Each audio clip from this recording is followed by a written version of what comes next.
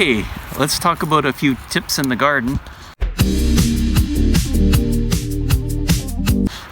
In the garden, the main areas that you're going to have problems with are your lower back, and that's because these major muscles in your lower back are what we call postural muscles, and what you're going to be asking them to do is things they're not used to doing.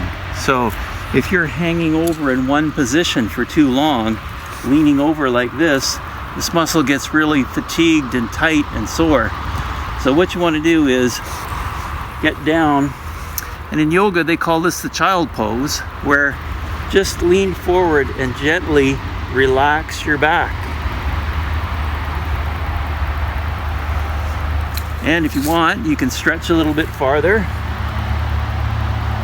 and relax.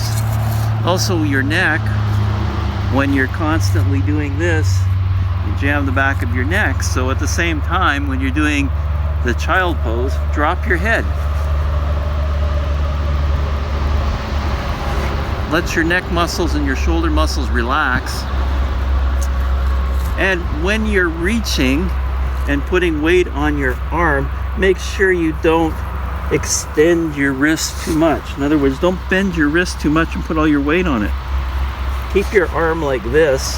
It will support you, but you won't be putting too much pressure on your wrist, which will give forearm problems with your forearm muscles.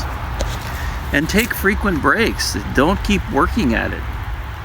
Don't work for hours at a time. Take some time, stretch your arms.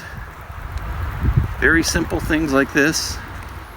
Stretch your shoulders back, different positions, and relax. Also, don't stay in one position too much if you've got knee problems, because that will give you a lot more trouble.